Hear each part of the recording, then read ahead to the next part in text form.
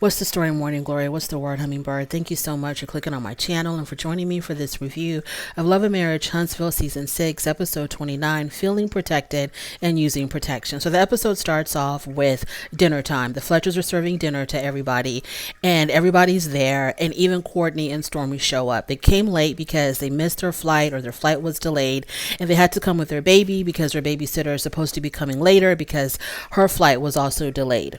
So it starts off with Maurice saying that what he said on the Carlos King show was misrepresented, or he was just joking around, and the joke landed badly when he was talking about how him and Kimmy are struggling with their sex life, and he's not getting enough sex, and the horrible, disgusting things that he said on that show, how, she's showing her support by just rolling over and taking it. And so he says at the dinner table that he was really just joking. He should have, not have said anything at all, and that it was a joke that landed badly. And then Melody made a good point and said, well, it doesn't matter how you said or what you said if that's really how you felt in your heart, which we all know that's exactly how Maurice felt in his heart.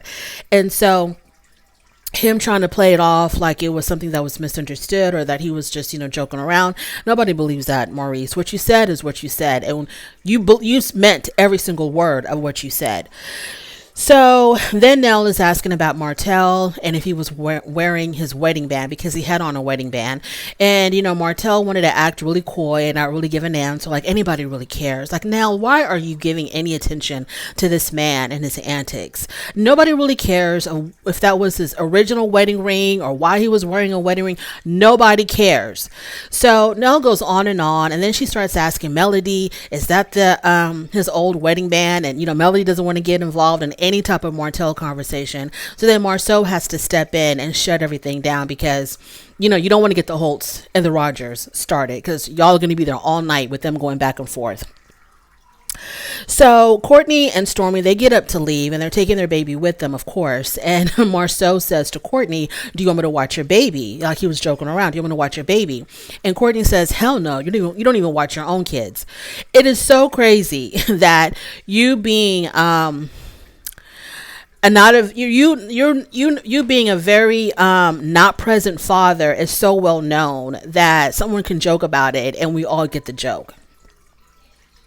Then they talk about Tisha's pregnancy scare. So Tisha looking crazy because Marceau easily believes that she could have cheated, but Tisha blindly and fiercely trusts whatever bullcorn that comes out of Marceau's mouth whenever he tries to defend himself against the cheating rumor. So basically, and I've always said this, I've always said this, y'all, that the longer that Letitia stays with this man, if any of this is even true, the longer that she stays with this man, the more he is going to embarrass her. And here we are, where she wasn't feeling well. She thinks she might be pregnant. And then he would rather believe that she cheated on him instead of believing that, they're that 1% where the vasectomy could have failed.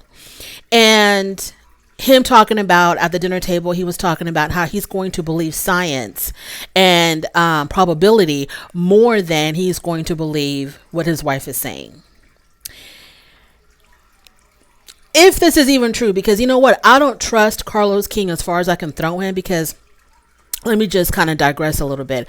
Y'all do remember on The Real Housewives of Atlanta that Carlos King was in cahoots with Phaedra Parks to try to bring down Kandi when they brought up that whole Dungeon Gate fiasco, right? So I totally believe Carlos King, will be in cahoots with whoever to come up with crazy, far out storylines just for ratings. But at the end of the day, the storylines kind of don't make any sense, because either you want us to believe that Marceau is such a horrible, horrible, horrible husband that he would rather put it out there on a television show, on a public forum. He would rather put it out there that his wife, Letitia, who has stood by his side and defended him tooth and nail, he would rather the people believe that she cheated on him than believe the possibility of his vasectomy that could have failed.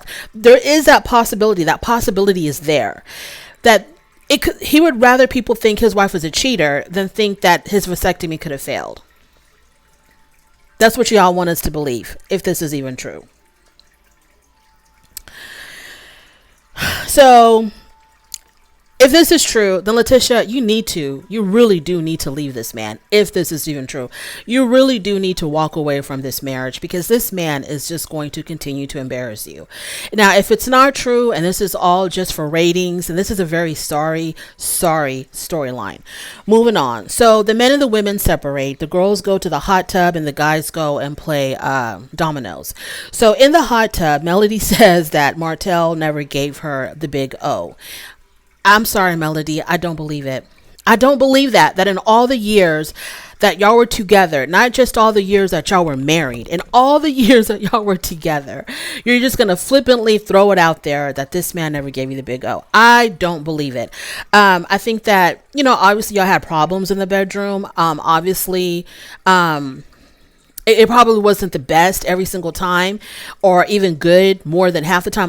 But girl, to sit up here and say that you never got the big O from Martell, I don't believe it. I think you probably got it at least once. Now, Melody, stop telling stories, because you start saying things like that, then nobody's going to believe anything that you ever have to say about your marriage or Martell ever again. I just don't believe it. I'm not saying that, it was earth shattering every single time. But in the 20 years or however many years that y'all have been together, not just married, but been together, girl, stop.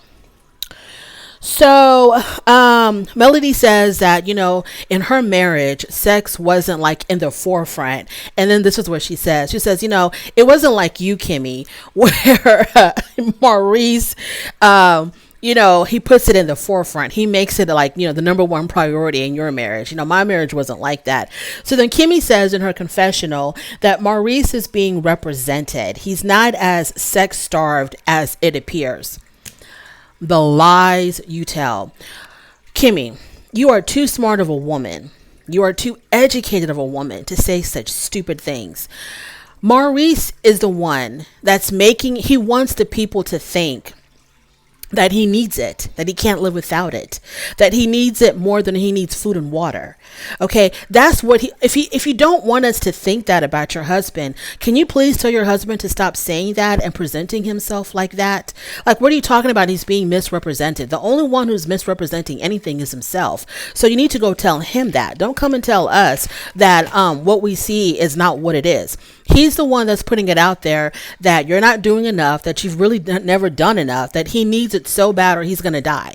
So I don't understand. Where's the misrepresentation? This is what he is saying about himself. Now, unless your husband is a liar, you need to go have a conversation with him. So Tisha says that because of Marceau being so disloyal to her and not standing by her side and wanting to perpetuate this theory that she was cheating on him, she says that she has to rethink her whole entire her blind loyalty to Marceau. Okay, girl. So the men talk about Tisha's pregnancy scare. Basically, the sensible men, which was Chris Fletcher and maybe a little bit of Maurice, were trying to explain to Marceau that you cannot possibly think that this woman is cheating on you, and you're taking it way too far. You're making this a bigger deal than what it should be. She wasn't feeling well. She thought she could have been pregnant, even though it's a 1% or less than 1% chance of impregnating your wife after so many years after you had your vasectomy. It's still that possibility is still there. So it wasn't wrong for her to think that she could have gotten pregnant by you. But Marceau doesn't want to hear that. He was like, well, what's the bigger probability, that my vasectomy worked or that my wife could have cheated? When you think about all the vasectomies that could have failed and all the women who are cheating on their husbands, which one do you think is more possible and more probable? The fact that you want people to believe that your wife cheated on you, if this is even true, Marceau, it's really sad and it's really disgusting. You and your brother, you and your brother, why would women want to be married to y'all? Maurice is out there talking about his wife, talking about her, where she's lacking and what she's not doing, knowing that the people are going to be watching, that her family members and her friends are going to be watching, and you're up there desecrating your wife, saying these horrible things about her. And Marceau is out here trying to make people believe that his wife is cheating on him because she thought that she could have been pregnant by him. Why, Kimmy and Letitia, like, seriously, what do y'all see in these men? What do y'all see in these men?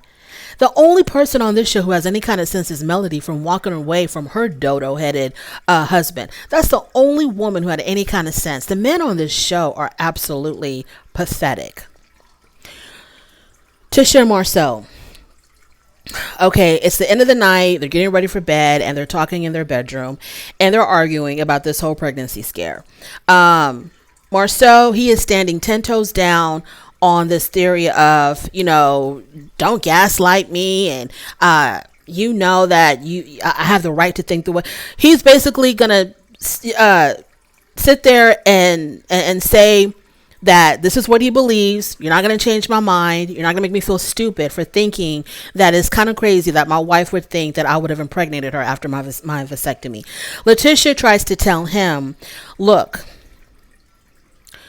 I cannot believe that you would rather put this thing out there, this theory or this idea, this notion that I'm not faithful, when all I've ever done was defend you against the rumor mills of everybody coming to me telling me that you were not faithful to me. And I stood by your side and I defended you and I supported you. Not only the people on the internet, but the people on the show coming to her constantly trying to put these ideas in her head. Her own mother trying to tell her that, hey, I think your husband might be cheating on you. That big old broad blubbery back with those Yoda ears was Marcel. Still, I stood by your side and I defended you and I was there for you. But in this situation here, it's not even him trying to believe a rumor. It's him perpetuating the idea. It's him himself saying it and putting it out there that he thinks that Letitia was unfaithful. It's not like the rumors came to him and he's like, well, I don't know. Could this be true, Tisha? No, it's him saying it. He's the one that's out there putting it out that Letitia could have been unfaithful, if this is even true. So,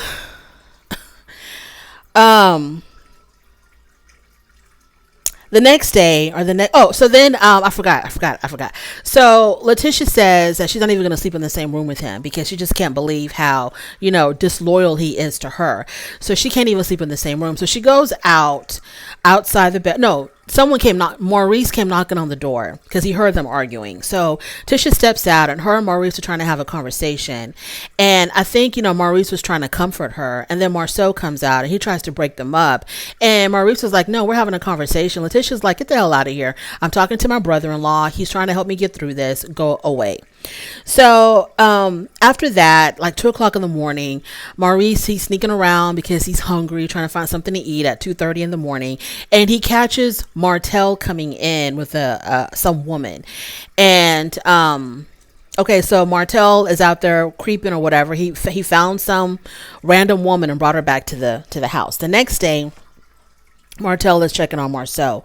Marcel thinks that with all the cheating rumors that have been going around about him for the past 5 years, he thinks that now Letitia's trying to give him a taste of his own medicine. That's what he thinks.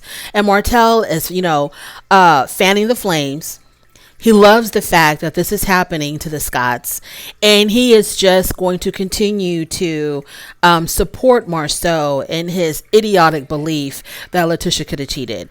And he's just making Marceau believe it more and more. So Martel is having a field day with all of this because finally, someone else is being accused of cheating and it's not him.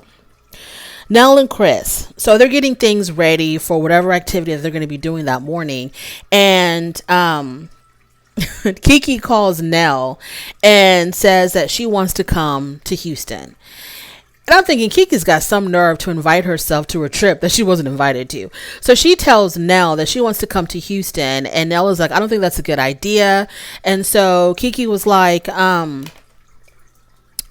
I really want to be there, or whatever she said. And then Nell was like, well, what are we going to do? If you come here, what are you going to do to make things better? Because I don't want you coming up here on my trip acting a fool. So if you come here, what are you planning on doing to make things better? And so Kiki says, well, I'm going to apologize. All I can do is apologize. So Nell says it's okay for her to come. So she tells her husband that she gave Kiki the okay to come to this Houston trip. And her husband was like, that's not a good idea. That is not a good idea, because you know that it's not going to go well with the Scotts. And so Nell was like, well, I need you to support me. If we're going to be mentoring these people, I need you to support me. Now, first of all, why are you mentoring these grown people who've been, all of them have been married for like at least a decade? Like, what are you mentoring them on? And also, why would your husband support you on something so asinine as you allowing Kiki to come on this trip? Because Kiki's not coming to apologize. Kiki's coming to start trouble. And plus, Kiki feels left out. Kiki feels really, because Kiki has this grandiose idea of herself and what she means to this show and her place on this show. She really thinks that, she is like the star of the show. So her coming to Houston is just her feeling really, really left out, and she wants to be a part of the group, and she wants to be included, and she's not going to apologize to anybody. So then Chris tells Nell that Martell had brought a woman home in the middle of the night, and Nell thought that it was very disrespectful to Melody. Melody don't care. Melody doesn't give a damn about that. And if it was Melody that brought home a man in the middle of the night, everybody would have been like, oh, you go, girl. Oh, come on, Melody. That's how you do it. If it was the other way around. So when Nell said, oh, that is so disrespectful, it's not disrespectful. They're divorced. They have to move on. What's disrespectful is him bringing a random stranger into your home, into this home that y'all have, rented for this trip. That's the disrespectful part. And Chris, you need to put Martell in his place and tell him that he cannot do that. Y'all did not pay for this house for people to start bringing in random strangers in the middle of the night. Absolutely not. It's not disrespectful to Melody. It's disrespectful to the Fletchers and the house that they paid for this vacation. Tisha and Marcel, I don't know what's going on. And I can't really get into it because I don't think it's real. You know what I'm saying? I don't think it's real. I don't think this is like a real, genuine storyline. I don't think Letitia ever thought that she was pregnant. I think she thought it was cute to do this pregnancy test. And she had no idea that maybe Marcel's going to... Well, I don't know what's going on, y'all.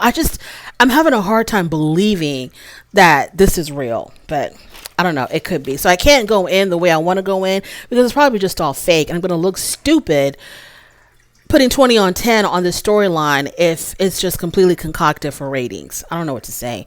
Thank you so much for joining me. I really do appreciate it. On your way out, please don't forget to rate the video if you like this content, subscribe to my channel, and I'll definitely talk to you later. Bye.